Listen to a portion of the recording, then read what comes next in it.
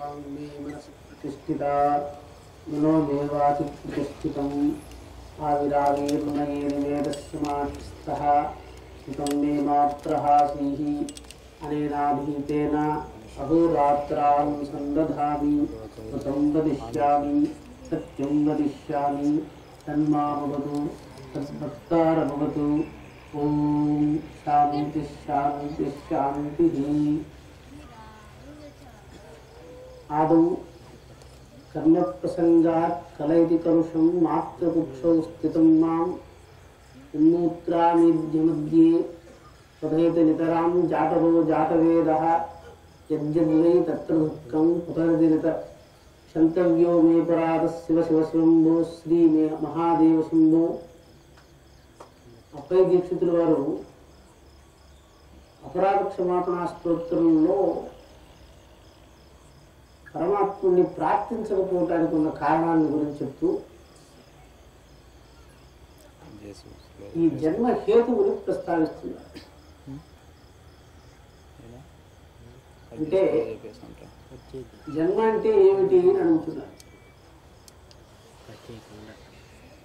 జన్మ అంటే ఏమిటి అంటే సూక్ష్మ శరీరస్థమైనటువంటి ఒక విషయము పరమాత్ముడితో లీనమయ్యి లోకంలో ఒక శరీరాన్ని ధరించి రావటము అన్నాడు.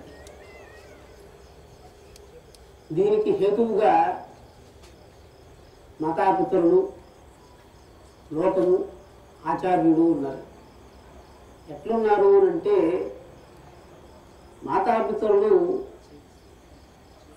పరలోకం నుంచి ఇహలోకానికి శరీరాన్ని తీసుకురావటం కోసము వాళ్ళు సహాయపడుతున్నారు. అదే రకంగా ఈ ఇహలోకంలో ఈ జీవుడు జీవించటం కోసము మళ్ళీ మాతాపితరులు ప్రత్యేకంగా పితృస్థానం ఎక్కువగా కృషి చేస్తూ, అదే రకంగా ఆచార్య స్థానం వచ్చి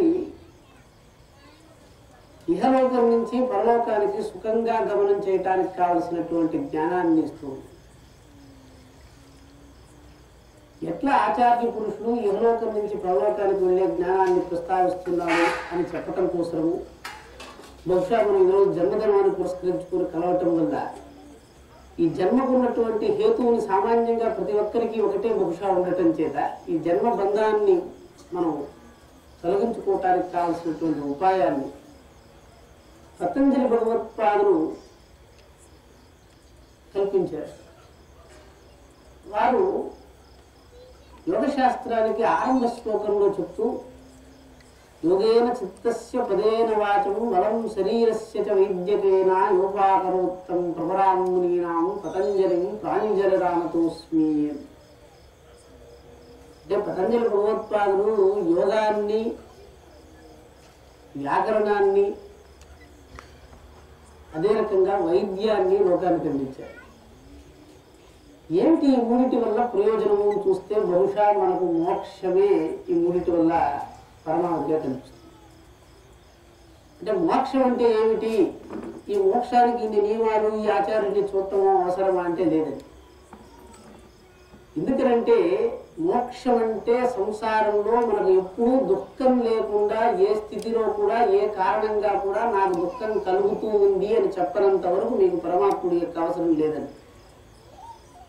మనకు దుఃఖం ఎక్కడి నుంచి వస్తుందంటే ఒకటి శరీరంలో దుఃఖం ఉంది, ఒకటి మనస్సులో దుఃఖం ఉంది, ఒకటి రోగంలో దుఃఖం ఉంది. అంటే ఈ మూడు రకాలైనటువంటి దుఃఖాలను పరిష్కరించుకున్నట్లయితే బహుశా మనకు మోక్షం వచ్చేసినట్టే.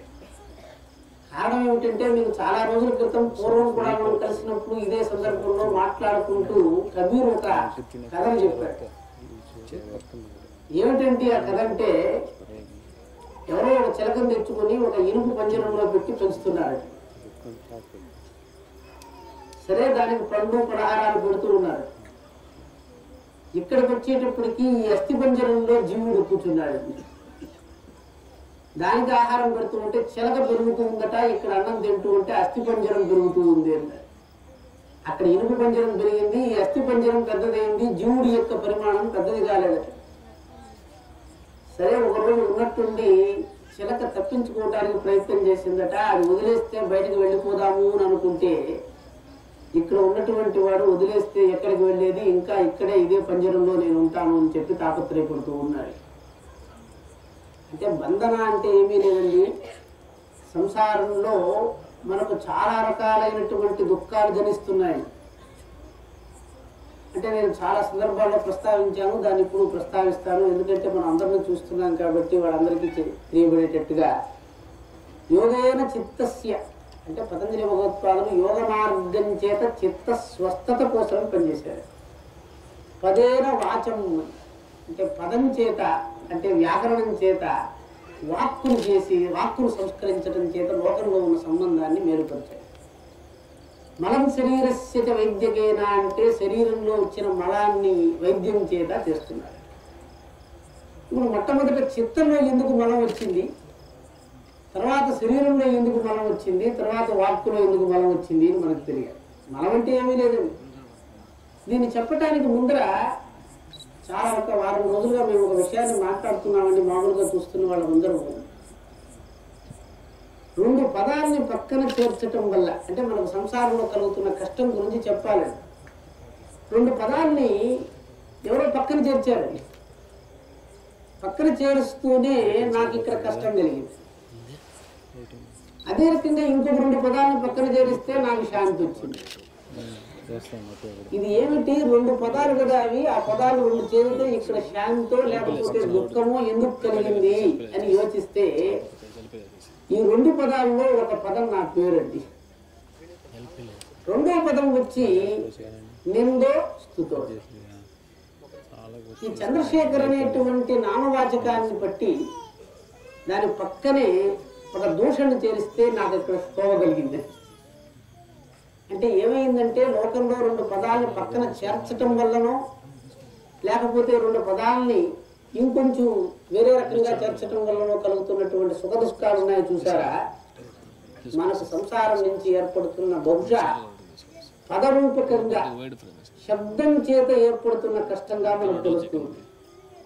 ఇది మనకు తెలుసు కదా. కేవలము రెండు పదాలను పక్కన చేర్చి జీవులు మనం కష్టపెట్టగలరు అని మనకు తెలిసిన తర్వాత కూడా మనందరం ఆ పదాల మీదే వ్యవహరించి ఆ పదాల వల్లే కష్టపడుతూ ఆ పదాల వల్లే సుఖపడుతూ జీవితంలో దుఃఖం కొని తెచ్చుకుంటున్నాం.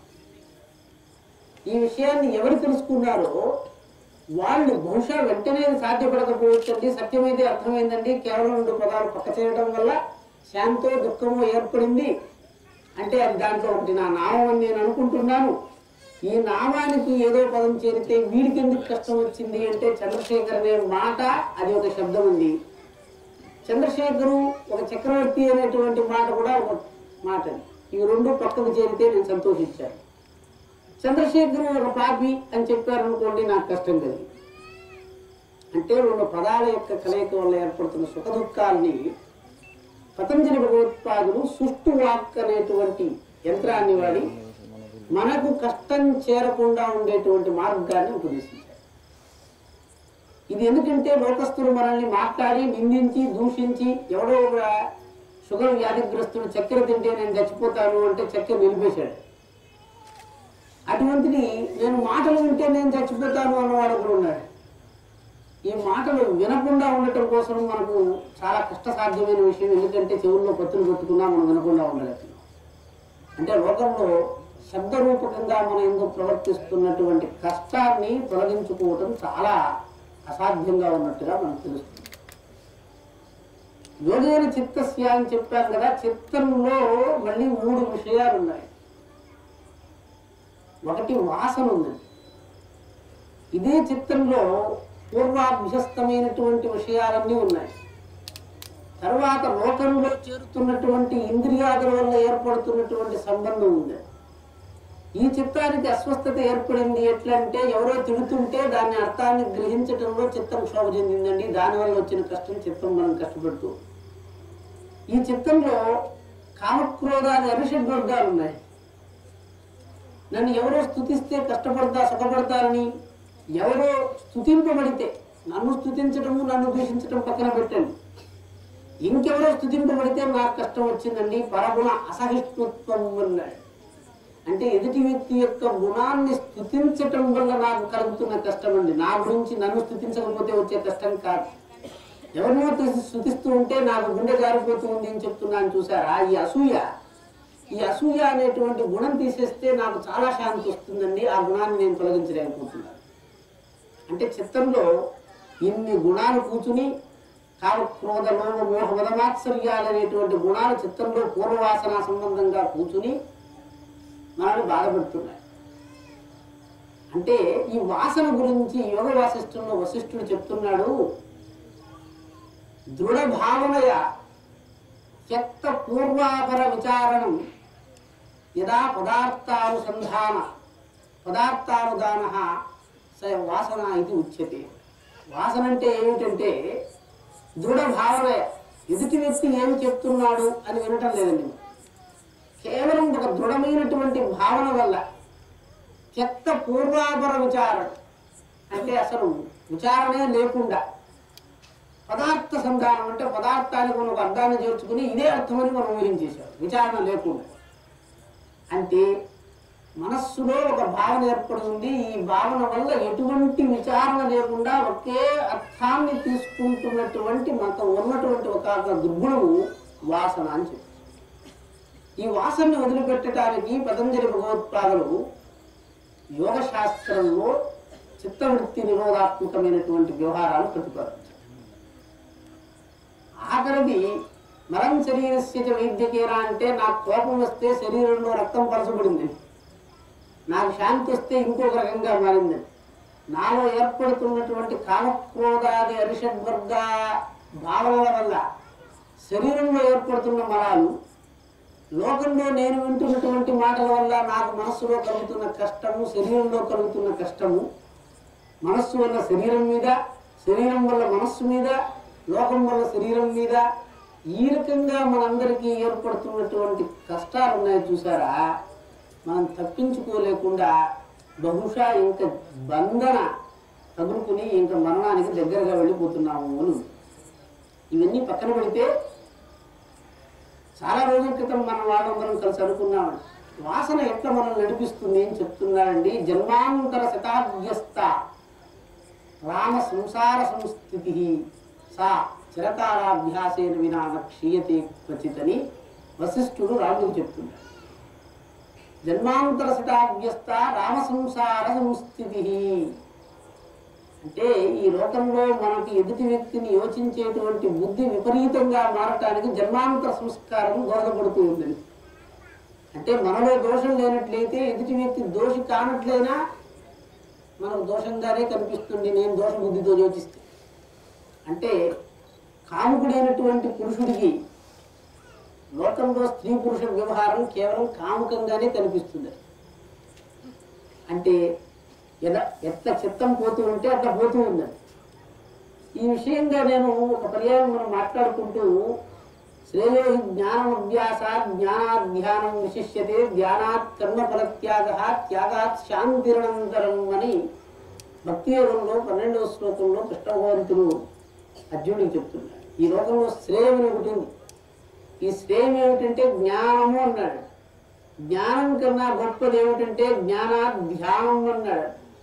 ధ్యానాత్ కర్మఫల త్యాగ అన్నాడు. త్యాగాత్ శాంతి అంటే శ్రేయం అంటే శాంతి అని చెప్పాడు. ఏది వస్తే లోకంలో ఏది కదలకుండా మనల్ని నిలబెట్టగలుగుతుందో ఆ శాంతి మనకు తెలియబట్టలేదు. ఈ జ్ఞానం అభ్యాసం గురించి ఇక్కడ చెప్పాలండి. శ్రేయోహి జ్ఞానం అభ్యాసాత్ అని చెప్పాను కదా మీకు. ఈ మాటకు అర్థం ఏమిటంటే సామాన్యంగా మనం ఏం చేస్తూ ఉంటామంటే ఎప్పుడైనా ఒక గదిలో మీరు ఇంటికి వెళ్ళి పరమాత్ముడిని తెలుసుకోగలరా లేదో అని తెలుసుకోవటానికి ఏం చేయాలంటే ఒక పక్కన పెట్టినటువంటి గడియారాన్ని తీసి ఇంకొక పక్కగా పెట్టాలి. ఇది నాకు అనుభవంలోకి వచ్చిన తర్వాత నాకు చాలా ఆనందం కలిగింది. అందువల్ల ఇదే విషయాన్ని పలుమార్లు మీ అందరి దగ్గర ప్రస్తావిస్తున్నాను. అంటే మనకు ఎంత దోషం ఉందని ఈ విషయం చెప్తుందని. ఒక గదిలో ఉన్నటువంటి ఒక గడియారాన్ని ఇటు పక్క నుంచి తీసి ఇటు పక్క నేను పెట్టాను. చాలా కాలం ఇక్కడ ఉండేది. ఉన్నట్టుండి సమయం చూడాలి అనుకున్నాను. ఇక్కడ కదా గడియారం ఉంది, నేను ఇట్లా చూశాను తలకాయ. వెంటనే అడిగారు, ఎందుకు ఇట్లా చూశారు, ఇక్కడ చూడవలసింది అంటే చాలా రోజులుగా నేను దాన్ని చేస్తూ ఉన్నాను కాబట్టి అటువైపే చూడలేకుండా ఇటువైపు చూశానని చెప్పాడు. దీనికి అర్థం ఏమిటంటే నేనే గడియారం తీసి ఇక్కడ పెట్టినా కూడా నాకు సత్యం తెలుసున్నప్పటికీ కూడా ఎవరో చెప్పింది కాదండి, శాస్త్రంలో తెలుసుకున్న విషయం కాదండి, నా చేతనే ఈ గడియారం తీసి ఇక్కడ పెట్టబడింది. నేను చేసిన పని, నేను అనుభవంతో చేసిన పని. నాకు మాయలు లేవు, మంత్రాలు లేవు, ఏమీ లేవు. కానీ ఇక్కడ చేసిన తర్వాత గడియారాన్ని చూడాలంటే సత్యాన్ని నేను నమ్మలేకుండా ఉన్నాను. నేను చేసిన కర్మ మీద నాకు విశ్వాసం లేదు కాబట్టి ఇక్కడ ఉంచబడినటువంటి గడియారాన్ని చూడలేకుండా నేను చేసిన పనిని మర్చిపోయి ఇటువైపే చూస్తున్నానండి. గడియారం ఇక్కడుంది. దీనికి నేనేం పేరు పెట్టానంటే అలవాటును పెట్టాను. అంటే అర్థం ఏమిటంటే ఈ యంత్రం ఉంది చూసారా, అలవాటుతో నడిచే యంత్రం కానీ జ్ఞానంతో నడిచే యంత్రం కాదు. ఎంతవరకు ఈ యంత్రము అలవాటుతో నడుస్తూ ఉంటుందో మహాత్మ వాక్యాన్ని అర్థం చేసుకోవటానికి ప్రజ్ఞతో ఉండదన్నారు. కారణమేమి? మహాపురుషుణ్ణి సామాన్య దృష్టితో చూస్తున్నటువంటి వాళ్ళకి ఎట్లా ఉన్నదంటే శాస్త్రవాక్యాన్ని అవలంబించాలండి. ఆచార్యవాన్ పురుషో వేద అంటే వాడు చెప్తున్నాడు శాస్త్రంలో చెప్పిన మాటలు ఇది ఇంతే అని చెప్తే మనకు నమ్మటానికి ఎందుకు శక్తి చాటం లేదంటే, నేను గడియారం నేనే తీసి ఇక్కడ పెట్టానండి, ఈ గడియారం నాకు తెలిసి పెట్టినట్లు వేరే వాడు మార్చలేదు, నేను చేసిన పని మీదే నాకు నమ్మకం లేక పూర్వాభ్యాసం చేత జన్మాంతరాలు కాదండి. మీరు 10 రోజులు పెట్టి మార్చి చూస్తే ఈ విషయం జన్మాంతరాలలో మారినటువంటి విషయం కాదు. ఈ జన్మలోనే 10 రోజులతో పెట్టినటువంటి తత్వాన్ని నేను మార్చుకోలేకుండా ఉన్నా. అటువంటిది ఈ శరీరానికి పట్టిన మలం ఉంది చూసారా, జన్మాంతరాలలో నుంచి వచ్చిందండి. ఒక్కరోజు అభ్యాసం చేసింది కాదు. ఎక్కడ కూడా ఆ యొక్క చెప్తున్నాడండి, అసావధాన మనస సంయోజయతి సంకటే అని యోగ వశిష్ఠుల్లో వశిష్ఠుడు రాముడికి చెప్తున్నాడు. అసావధాన మనస్కుడైనటువంటి వాడు సంయోజయతి సంకటే. ఒక మాటను చెప్తున్నప్పుడు నేను చెప్పాను చూసారా, దృఢ భావనయ. మీకు దృఢ భావం ఉందండి, ఈయన ఇట్లే చేస్తాడు, ఇది ఇట్లే ఉంటుంది, లోకంలో ఇదే పద్ధతి. ఒక మాట చెప్తూనే అంటే ఎట్లుంటుందంటే ధనమూలం ఇదం జగత్ అన్నాడండి. ఒకరు అంటూనే అవునవునవును అంటున్నాడు. తర్వాత చెప్తున్నాడండి ఎవరికంటే డబ్బు కావాల్సిన వాడికి అన్నాడు. ఇక రెండో మాట వినడండి, అంటే వీడు మనస్సులో దోషం పట్టుకుందండి. వీడు మనస్సులో దోషం పట్టుకుని ఉండటం చేత రెండవ మాటను వినడు, రెండవ మాటను వదిలిపెట్టేసి మొదటి మాటను తీసుకుని ఏం చేస్తున్నాడు, దృఢ భావనయ. వీడిట్టే మాట్లాడతాడు, ఇదే చెప్తాడు అని అనుకున్నవాడు ఏం చేస్తున్నాడు, చెత్త పూర్వాపర విచారణం. మీ మనస్సుకున్న వ్యాధి ఏమిటి? వాసన అండి. మీకు దృఢమైనటువంటి భావన ఉండటం చేత చెత్త అంటే పూర్వాపర విచారణాన్ని వదిలేసి ఇదే చెప్తాడని ఎప్పుడు వినకుండా ఉన్నారండి. ఎప్పుడు ఎవరు చెప్తున్నా పూర్తి వాక్యాన్ని విని విశ్లేషించే శక్తి లేకపోతే ఆచార్యుడి యొక్క మహిమ మీకు తెలియబడదు. ఇక్కడ చెప్తున్నాడు కాబట్టి దృఢభావం చేత మనస్సులో ఉన్న వాసన అనేటువంటి జబ్బు వల్ల మీరేం చేస్తున్నారు, ఎదుటి వ్యక్తి ఏం చెప్తున్నా మీకు పట్టినట్టే మీ దోషం చేత మీరు దాన్ని గమనించుకుని పోతున్నారు. ఒక మల్లె చెట్టు దిబ్బ మీద మురిచినా మల్లెపూ వాసనే ఇస్తుంది. అది ఆ చెట్టు యొక్క లక్షణం. ఎవరో ఒక స్త్రీ పోతూ ఉంది, ఒక సౌందర్యవతి పోతూ ఉంది, ఆ సౌందర్యాన్ని చూసి వికారం చెందితే ఆమె తప్పు అని చెప్తున్నానండి నేను. నా తప్పది, ఎందుకంటే దోషం ఇక్కడ ఉందండి. ఆమె సౌందర్యం కాదు తప్పు, అదే రకంగా ఆమె నా తల్లిగా కూడా ఉండదగింది. నా తప్పే. ఇప్పుడు ఇది ఎందుకు చెప్పడం జరిగిందంటే ఇప్పుడు ఈ 3 విషయాలను తీసుకోండి. చిత్తంలో ఉన్న దోషాన్ని పోగొట్టడం వల్ల ఏం జరిగిందండి, చిత్తంలో కలుగుతున్న వికారాల వల్ల శరీరం మీద లోకంలోనూ వచ్చే కష్టాలు పోయిందండి. మీకు అంటే ఎక్కడో ఒక చోటు పెంచాలండి. వీడు చేస్తున్నాడు, వాడు చేస్తున్నాడు, వీడు చేస్తున్నాడు అని పోతూ ఉంది వ్యవహారం. చిత్తం వల్ల శరీరము లోకము, లోకం వల్ల శరీరము చిత్తము, అదే రకంగా శరీరం వల్ల చిత్తము లోకము నాశనం అయిపోతూ ఉంటుందండి. శరీరాన్ని గిల్లితే మనస్సుకు బాధ వేసింది, శరీరానికి కూడా. అదే రకంగా మనస్సులో కష్టం జరిగితే శరీరం కుదేరైపోతూ ఉందండి. లోకంలో నిందిస్తూ ఉన్నా, లోక పురుషులు మనల్ని కష్టపెడుతూ ఉన్నా లోకంలో వచ్చే కష్టం మళ్ళీ నాకు కలుగుతూ ఉంది. అంటే పతంజలి భగవత్పాదుల యొక్క చింతనలో లోకాన్ని 3 భాగాలుగా చేశాడండి. ఈ 3 భాగాలు, ఒకటి చిత్తము, శరీరము, లోకము. ఇప్పుడు మీరు చిత్తాన్ని స్వస్థపరచుకుంటే అన్ని సరైపోతుంది. లేదు శరీరాన్ని స్వస్థ చేయాలంటే యోగ మార్గం. 3 చేయవలసిందే అని చెప్పి ఒక మార్గం చెప్తుంది. ఎందుకు 3 చేయాలండి అని చెప్పి నేను పూర్తి చేస్తాను. ఎందుకు 3 చేయాలంటే ఈ శరీరంలో నేను అజ్ఞానంతో ఉన్నప్పుడు ఏర్పడిన మలం ఇంకా ఇప్పుడు ఉందండి. నేను ఇంట్లో ఈ గదిలో ఉండేవాడండి, ఈ గదిలో నాకు ఇంకా జ్ఞానం రాలేదు, ఈ ఇంట్లోనే ఉండి చెత్త పోస్తుండేవాడండి డైలీ ప్రతిరోజు.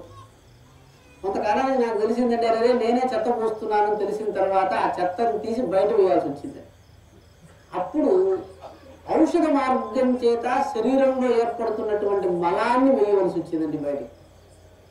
అంటే శరీరంలో జబ్బు వచ్చింది, ఈ జబ్బుని ఔషధీయమైనటువంటి మార్గం చేత బయటకు వేయాల్సి వచ్చింది. ఇప్పుడు ఇది ఒకటి పర్వాలేదండి, మనస్సు ఇంకా పనిచేస్తూనే ఉందండి. పూర్వ వాసనల వల్ల లోకం వల్ల పనిచేస్తూ ఉంది చూసారా. ఈ మనస్సు వల్ల ఏర్పడుతున్నటువంటి విషయాలు కూడా శరీరంలో పడుతూ ఉంటాయి. అంటే ఏమిటి, నా మిత్రుడు చిరకాల మిత్రుడు నాకు దూరం అయిపోతున్నాడనే కష్టం ఉంటుందండి. అదే రకంగా బంధువులు మరణిస్తున్నారనే కష్టం ఉందండి. కుమారుడు లెక్క పెట్టడం లేదనే కష్టం ఉందండి. లోకంలో నన్ను దూషిస్తున్నారు, నిందిస్తున్నారు, అవమానిస్తున్నారు, కష్టపెడుతున్నారనే కష్టం ఉంది. ఇవన్నీ మనస్సులోకి వచ్చి ఇంద్రియాలతో శరీరంలో విషయాన్ని చూసాయి. ఇప్పుడు ఈ మనస్సుకు వచ్చేటువంటి కష్టాన్ని ఏదో ఒక మార్గం చేత మీరు నివారించాలి. మనం ఏమనుకుంటుంటామంటే సామాన్యంగా ఇట్లా మాట్లాడకూడదండి, వాడిట్ట చేయకూడదు, వీరిట్ట చేయకూడదు అనేది కాదండి. లోకంలో ఉన్నది ఉన్నట్టు మనం తీసుకోవాలండి. లోకానికి వ్యతిరేకంగా మనం వెళ్ళలేము. అంటే ఎట్లా ఉంటుందనంటే మీరు ఒక పాత్రను తీసుకుని అట్లా పారేయండి. ఒక 10 రోజులు చూస్తే పాత్ర చిరుము పట్టిపోయింది. నేను అనుకున్నాను ఈ పాత్ర ఎందుకు చిరుము పట్టిందండి, దానికి కామక్రోధాలు అరిషడ్వర్గాలు లేవు ఈ పాత్రకి, అయినా పాత్ర ఎందుకు చిరుము పట్టిపోయింది అంటే గుణదోషములు లేనప్పటికీ పాత్రకు ప్రకృతి వల్ల వచ్చే దోషం చేత పాత్ర చెడిపోయింది. అంటే ప్రకృతి వల్ల కలిగేటువంటి బాధ ప్రకృతిని బాధిస్తూ ఉంది. అంటే శరీరము ప్రకృతి వల్ల బాధింపబడుతూ ఉంది. ఇది పక్కన పెట్టే, ఇది మనం చేయలేని విషయం. మనం చేయగలిగినవి ఏమిటి, మనస్సు వల్ల శరీరం మీద కలుగుతున్న అది కూడా ప్రకృతి అండి. కానీ ప్రకృతి భావం చేత ప్రత్యయ జ్ఞానాన్ని వాడి ఈ శరీరాన్ని ఆ యొక్క దోషం నుంచి వేరు చేయొచ్చు. అంటే ఎట్లండి, అసావధాన మనస్సు. అంటే ఇప్పుడు ఇన్ని రోజులు మనం ఏం చేస్తూ వచ్చామనంటే భగవంతుడు భగవంతుడు మోక్షం ఇస్తాడు, మోక్షం ఇస్తాడంటే ఏమీ లేదండి, జీవన్ముక్తత. మీ ముందరే మిమ్మల్ని దూషిస్తూ ఉంటే మీకు కష్టం కలగకూడదండి. ఇది మంచిది ఇది చెడ్డదని ఎక్కడా యోగశాస్త్రంలో ఎక్కడా చెప్పలేదండి, పాపపుణ్యాలు ప్రస్తావన చేయలేదండి.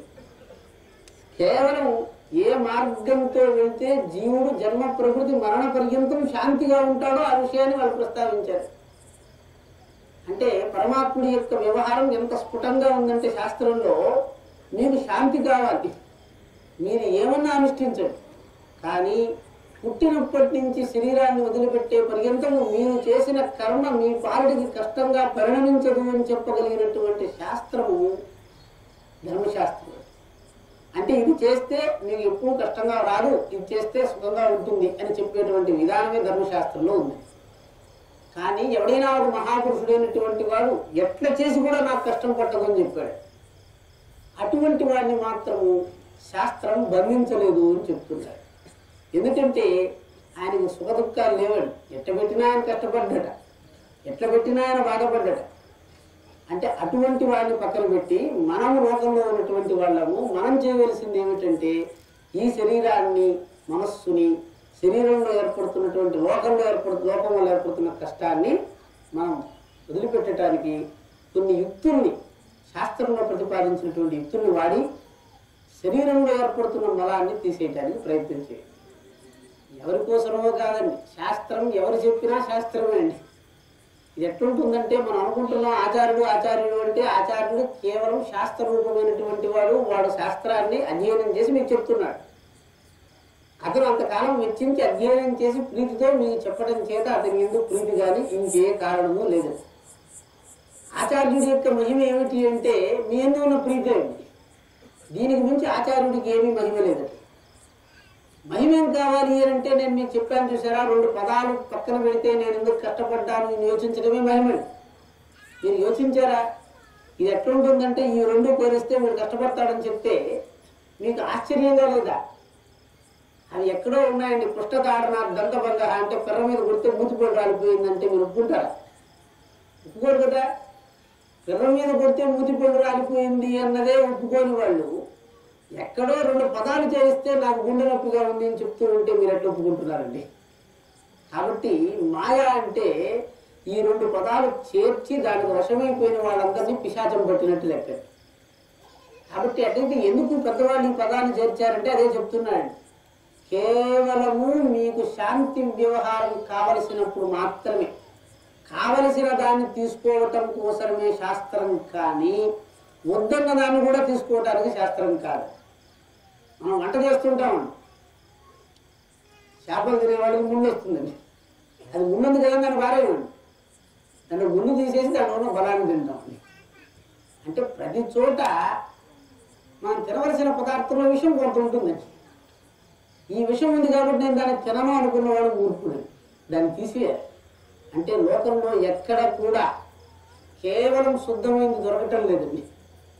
అశుద్ధమైన దాన్ని పక్కన పెట్టడం యుక్తం. అంటే భాషలో ఎట్టయితే స్తుతి వాక్యాలు ఉన్నాయో దూషణ వాక్యాలు కూడా ఉన్నాయి. ఒకవేళ మీకు శక్తి ఉంటే ఎదుటి వ్యక్తిని దూషించడానికి వీటిని వాడండి, ఎదుటి వ్యక్తిని దూషిస్తే కష్టపడకండి. ఇక్కడ చెప్తున్నాడండి, భాష వల్ల మీరు కష్టపడకూడదు, ఎదుటి వ్యక్తి కష్టపడినా పర్వాలేదు. అది వాడి కర్మ, వాడి దోషమే, మీరేం చేయలేరు. అంటే ఇక్కడ ఎందుకు ఇది చెప్పడం జరుగుతూ ఉందంటే ఎవరికి వాడు తను ఉద్ధరించడం నేర్చుకోవాలని శంకర భగవత్పాదం చెప్తున్నారండి. ఉద్ధరేద ఆత్మనాత్మానం అగ్రం సంసార వారిదు యోగారూఢత్వమాసాధ్య సంయుక్ దర్శన నిష్ఠయ అని శంకర భగవత్పాదుల యొక్క ఉపదేశం. ఉద్ధరే ఆత్మనాత్మానం. మనం అనుకుంటూ ఉంటామండి, వీళ్ళందరూ నాకున్నారు, నేను చాలా బలవంతుణ్ణి అని పరివారాన్ని కుటుంబ సభ్యుల్ని చూసి మనం అనుకుంటూ ఉంటాం. ఎవరి గతి వాళ్ళదండి. కానీ మాయావశాత్తు మోహంలో మనం పడిపోయి ఎవరో ఉద్ధరిస్తున్నారని కాలక్షేపం చేసి వెళ్ళేటప్పటికి ఒంటరిగా వెళ్తుంటామండి ఎవరికి వాళ్ళు. ఈ విషయం మనకు ఎప్పటికైతే బోధ వచ్చిందో ఆ తర్వాత సత్యం తెలిసిన తర్వాత కూడా ఇంతకుముందు చెప్పాను చూసారా గడియారం అని, మీకు అందరికీ తెలిసిపోతూ ఉందండి. మనందరం కాలాంతరంలో శరీరాన్ని వదిలిపెట్టి వెళ్ళిపోవాల్సిన వాళ్ళం, ఒంటరిగా వెళ్ళిపోతున్నాం. మనం సంపాదించిన ద్రవ్యము, ప్రపంచము, పరివారము, లోకము దేనికి ఉపయోగపడదు అని తెలిసిన తరువాత కూడా, సత్యం ప్రమాణపూర్వకంగా తెలిసిన తర్వాత కూడా మనం ఎట్లయితే గడియారాన్ని ఇక్కడ పెట్టి అక్కడ చూసినట్లే శాస్త్రవాక్యము అనుభవము స్ఫుటంగా ఉన్నప్పటికీ కూడా మన మనస్సు లోకంలో ఉన్నటువంటి మాయావాక్యాన్ని అనుష్ఠించడానికి కోరుతూ ఉంటుంది. ఇక్కడే గురువు యొక్క అనుగ్రహం. మీకు ఎట్లుంది అని అంటే దాని నుంచి వేరుపరచాలని ఉందండి, మీకు అర్థమవుతూ ఉండాలి.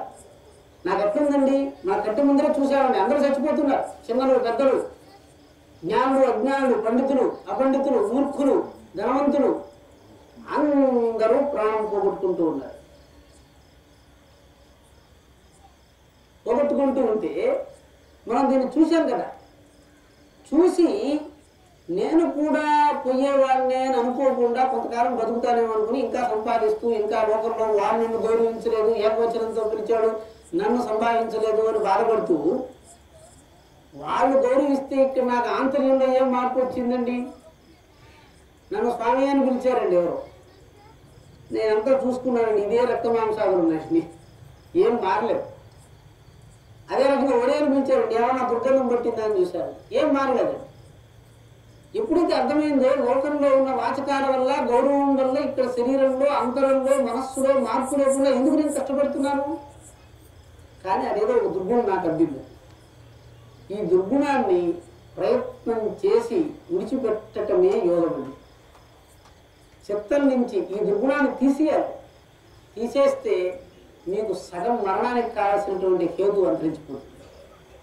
ఈ రకంగా ఎవడో దూషిస్తున్నాడు, ఎవడో విమర్శ చేశాడు, సత్య విచారణం చేయనటువంటి వాడికి పూర్వవాసన దృష్టం వల్ల, ఆ యొక్క దృఢభావన దోషం వల్ల అన్నీ ఎట్లే కనిపిస్తుంది. లోకంలో ఈ శుద్ధిరహిత భ్రాంతి ఇది పూర్తి చేస్తున్నారు.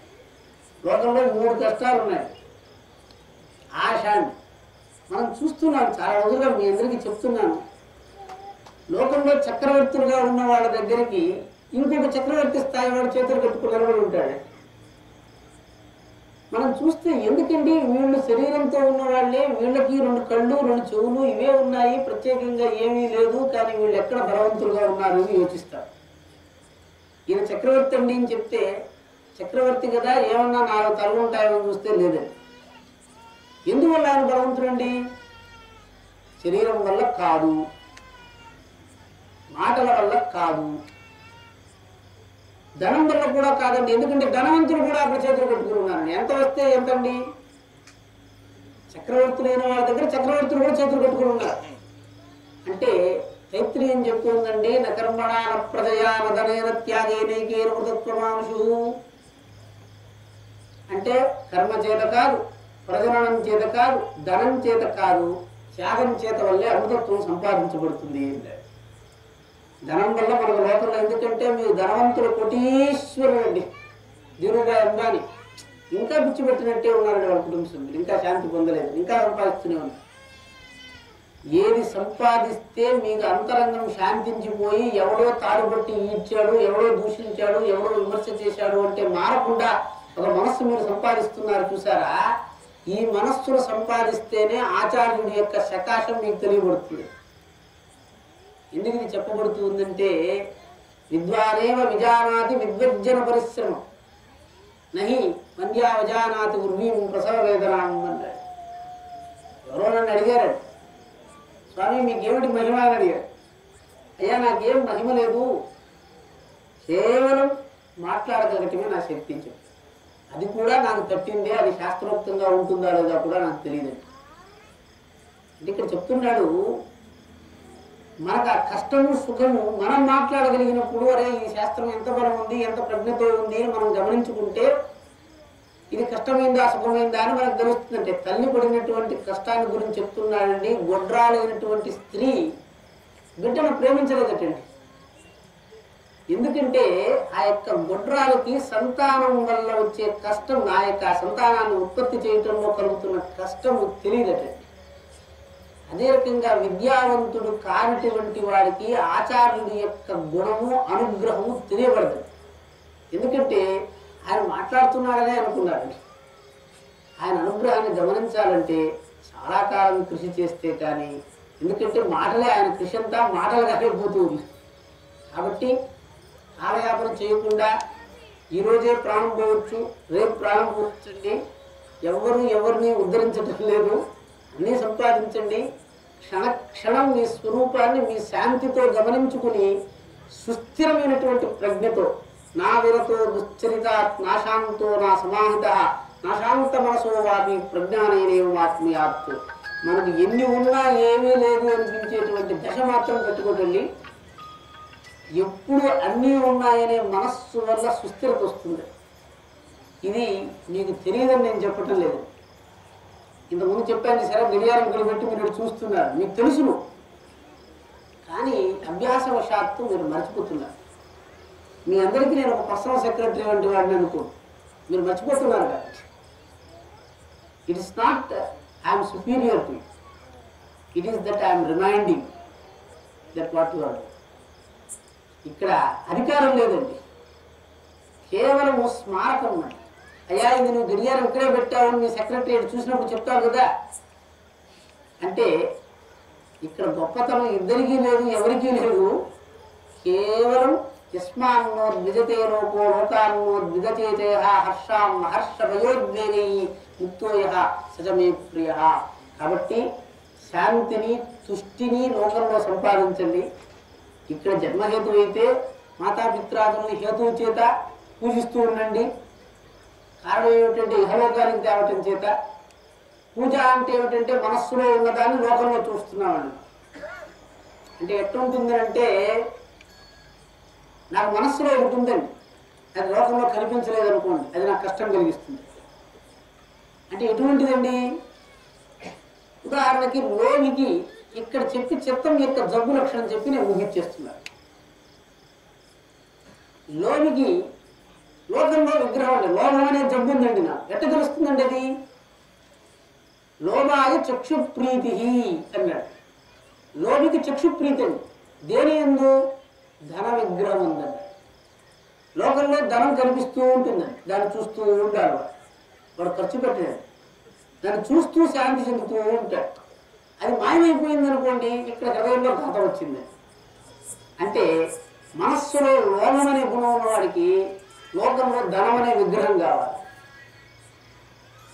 మనస్సులో కామం అనేటువంటి గుణం ఉన్నటువంటి వాడికి లోకంలో కళత్రం అనే వస్తువు కావాలి. అదే రకంగా మనస్సులో క్రోధం అనేటువంటి జబ్బు ఉన్నటువంటి వాడికి లోకంలో పరివారము సేవకుడు కావాలి. ఎందుకంటే క్రోధం లేకపోతే చూపించబడదు. ఎవరి ఏందో చూపించడానికే క్రోధం అండి. మోహం ఉంది చూసారా, స్వరూపాన్ని మర్చిపోవటానికి తన విగ్రహమే కావాల్సి వచ్చిందండి మోహాన్ని. అంటే మోహం మదం అంటే తన యొక్క అధికారాన్ని ప్రదర్శించడానికి, తనకన్నా అతి తక్కువ గుణంలో ఉన్నటువంటి వాడు మదాన్ని ప్రదర్శించడానికి విద్యామదం, ధనమదం ఇత్యాది మదాన్ని ప్రదర్శించడానికి కావాల్సినటువంటి విగ్రహాలు బయట ఉన్నాయి. నేను చదువుకున్నానండి, నాకన్నా తక్కువ వాడు ఉంటే నాకు మదం వచ్చింది. నాకు ధనం ఉందండి, వాడికన్నా నా దగ్గర ఉంది చూపిస్తే అది ధనమదం. అంటే ఇక్కడ చూడండి, ఇవన్నీ ఈ విగ్రహాలు లోకంలో మనస్సులో ఉన్నవాడికి లోకంలో కనిపిస్తూ ఉన్నాయి. ఇది ఎందుకు మీకు చెప్పానంటే, మనస్సులో భక్తి అనే గుణం లేనటువంటి వాడికి లోకంలో దేవత అనే విగ్రహం కనిపించదు. అంటే ఏమిటి, ఈ భక్తి అనేటువంటి గుణం కూడా మనస్సులో ఉండవలసింది. ఇది పుట్టుకతో ఎవరికి రాలేదండి. ఇక్కడ ఒక చిన్న వృత్తాంతం ఉంది. ఏమిటి ఆ వృత్తాంతం అంటే, మన వాళ్ళందరికీ పెద్దవాళ్ళు వాళ్ళందరికీ తెలిసి ఉంటుందండి. విషయం ఏమిటి అంటే, దేవతలు రాక్షసులు ఎప్పుడు పోరు చేస్తూ ఉండేవాళ్ళటండి. ఈ యుద్ధంలో దేవతలు రాక్షసులు చనిపోయేవాళ్ళు. కానీ శుక్రాచార్యుడు అనేటువంటి రాక్షస గురువు దేవతలను వదిలిపెట్టి రాక్షసుల్ని బతికిస్తూ ఉండేవాడు. సరే, దేవతలు కూడా బతికించబడాలని కోరికొచ్చి కచుణ్ణి శుక్రాచార్యుడి దగ్గరికి పంపించారు, బృహస్పతి కుమారుణ్ణి అనేదేదో మనకు తెలుసండి. దీన్ని పక్కన పెట్టేస్తే ఒకనొక సందర్భంలో దేవతలందరూ వెళ్ళి విష్ణువుని ప్రార్థించారంటే, ఈ విధంగా మన యొక్క పరివారం తగ్గిపోతూ ఉంది, ఏం చేద్దాం? అప్పుడు విష్ణువు అన్నాడట, అవును మనం క్షీరసాగరాన్ని మదిద్దాము అన్నారు. అట్లయితే ఎట్లా అంటే, దేవరాక్షసులు ఇద్దరు మరించండి. ఇక్కడ కష్టం ఏమొచ్చిందంటే, రాక్షసులు చావటం లేదు కదా, శుక్రాచార్యుడు బతికిస్తున్నాడు. అట్లయితే రాక్షసులు దేవతలతో ఎందుకు అమృతాన్ని వధించారని ఎప్పుడైనా యోచించారా మీరు? ఎందుకంటే అమృతం కావాల్సింది దేవతలకే కానీ రాక్షసులకు కాదండి. కానీ దేవతలకు అమృతం కావలసి ఉన్నా రాక్షసుల్ని చేర్చి ఎట్లా ఒప్పించి మదించారు అనే విషయం తెలిస్తే మీకు బ్రహ్మ విద్య తెలిసిపోతుంది. అది మీకు ఇక్కడ చెప్పాలి. అవునండి, రాక్షసులు చనిపోకుండా ఉన్నారు కదా, ఎట్లున్నారు అని నిజం ఇక్కడ చెప్తున్నాడు. పురాణంలో చెప్పబడిందండి ఈ విషయాలు, వేదంలో కాదండి. పురాణం అంటే అర్థం ఏమిటంటే, పురాపి నవం అన్నాడు. ఎంత పాతదైనా ఇప్పుడు జరుగుతుండాలా అన్నాడు. అంటే దానికి అర్థం ఏమిటంటే, దేవతలు అమృతపానం చేస్తున్నారు అని చెప్తే ఇప్పుడు చేస్తుండాలట. పురాణంలో చెప్పారు కాబట్టి. అంటే మనం ఎట్లా చెప్తున్నామంటే, స్విచ్ చేస్తే లైట్ వెలిగింది అంటే రేపు కూడా వెలుగుతుందని చెప్తేనే కదా అది శాస్త్రం. నిన్న వెలిగింది ఈ రోజు వెలగదని చెప్పకూడదు కదా. రాక్షసులు ఎక్కడ అమృతపానం చేస్తున్నారు, రాక్షసులు ఎక్కడున్నారు, దేవతలు ఎక్కడున్నారు అని తెలియకపోతే ఇప్పుడు కూడా క్షీరసాగర మదనం జరుగుతూ ఉంది అన్నాడు. ఎందుకంటే పురాణంలో చెప్పబడింది కాబట్టి. ఎట్లా అని ఈ విషయాన్ని నేను కూడా, ఎందుకంటే శాస్త్రబద్ధంగా దీన్ని అన్వయం చేసుకోలేకపోవటం చేత కించిత్ అశాంతిగా ఉండేదండి నేను అందరికీ వృత్తాంతాన్ని చెప్తున్న సందర్భంలో ఉంటా. అప్పుడు ఉన్నట్టుండి నాకు రోజు దైవాసుర సంపద్ విభాగ యోగం అని భగవద్గీతలో ఒక అధ్యాయం ఎవరో చెప్తూ ఉంటే, మన శ్రీధర్ గారిని ఒక ఆయన చదువుతూ ఉంటారు, ఆయన చదువుతూ ఉంటారు, వినటం ప్రదర్శించింది. ఏమిటి అంటే, అభయం సత్వసంశుద్ధి, జ్ఞానయోగ వ్యవస్థితి, దానం దమశ్చ యజ్ఞశ్చ స్వాధ్యాయ స్తవార్జవం, అహింస సత్యం అక్రోధం త్యాగ శాంతి దితిశ్రవం అద్రోహం, ఇవన్నీ దేవతాగుణాలు అని చెప్పారు. దంభో దర్పోభిమానశ్చ క్రోధ పారుష్యమేవ చ అజ్ఞానం చాభిజాతశ్చ పార్థా సంపదమాసురీం, దైవీ సంపద్ విమోక్షాయ నిబంధాయాసురీమతాం అన్నాడు. అంటే ఇక్కడ చెప్తున్నాడండి, దైవ సంపత్తు రాక్షస సంపత్తు అని ఒకటి ఉందండి. ఎవరిలో ఉంది? వీళ్ళలోనే ఉంది. ఎక్కడుందంటే పుట్టుకతోనే దంభదర్పాభిమానాలతో పుట్టారండి. నాకు ఇవన్నీ నేర్చుకోలేదు, దంభంగా ఎట్లుండాలి, దర్పంగా ఎట్లుండాలి నేను నేర్చుకోలేదండి, కృషి చేయలేదు. ఈ దుర్గుణాలన్నీ సహజంగా పుట్టేయండి నాలో. అందువల్ల రాక్షసులు పుట్టుకతోనే అమృతపుంజంగా పుట్టారు. వీళ్ళు పోషింపబడకపోయినా బలవంతులుగా ఉన్నారు. దేవతలు ఎవరండి? అభయం, సత్వ సంశుద్ధి, జ్ఞానయోగ వ్యవస్థితి, వీళ్ళందరూ దేవతల యొక్క గుణాలండి. ఈ గుణాలన్నీ మనలో పుట్టుకతో రాలేదండి, ప్రయత్నం చేసినా ఉండటం లేదు.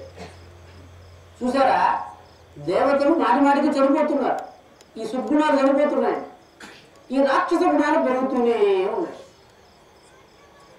అప్పుడు ఇక్కడ చూశారు అంటే ఇప్పుడు వీళ్ళకి ఒప్పందం కుదరాలి కదా, ఎందుకు కుదిరింది అని చెప్పాలి కదా. అప్పుడు చెప్తున్నారండి, దేవతల రాక్షసుల చేత పట్టబడిన శరీరము క్షీణించిపోతూ ఉందట, పోషణ చాలకుండా. రాక్షసులు జీవిస్తున్నారు, కానీ రాక్షసులు ఏ శరీరాన్ని పట్టుకుంటున్నారో ఆ శరీరం నశించిపోతుందట.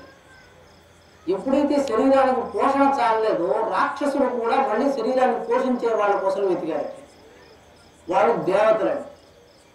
వాళ్ళు ఏం చేశారు, ఈ దేవతల శరీరాన్ని పట్టుకున్నప్పుడు వృద్ధి చెందిందండి, రాక్షసులు పట్టుకుంటే ఈ శరీరం నశించింది. అసూయ, కామము, క్రోధము, లోభము పడితే రోగిష్టి అయింది, నశించింది, శరీరం నాశనమైందండి. దేవతలు పట్టుకుంటే వృద్ధి అయింది. ఇవి రెండు తెలిసింది కదా. ఇక్కడ చెప్తున్నాడు, దేవరాక్షసులు ఉన్నారు, అమృతం చేయాలి కదా, మీరు శరీరంలోనే చెప్తున్నారు కదా, అమృతం ఎక్కడుంది అంటే క్షీరసాగరం ఎక్కడుంది అని చేయాలి. ఇది నేను చాలా రోజుల క్రితం చెప్పాను, క్షీరసాగరము మనస్సులో ఉంది అని చెప్పాను. ఎందుకనండి, సూక్త వాక్యం అండి, చంద్రమానసో జాతః అన్నారు. చంద్రుడు మనస్సులో పుట్టాడు. చంద్రుడు ఎక్కడ పుట్టాడండి? క్షీరసాగరంలో మొదలం చేస్తున్నప్పుడు పుట్టాడు.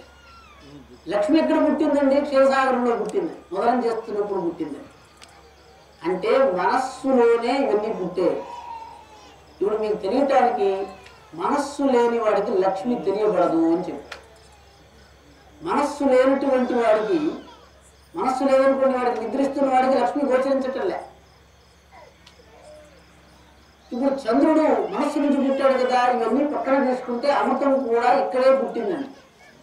ఇక్కడ చెప్తున్నాడు, ఇక్కడ పూర్తి చేస్తున్నాం. మన ఏవ మనుష్యాన కారణం బంధమోక్షయో బంధాయ విషయాసక్తి మోక్షాయ నిర్విషయ స్మృతం అని ఉపనిషత్తులు చెప్తున్నారు. ఈ యొక్క మనస్సును ఏం చేశారంటే మదించారు.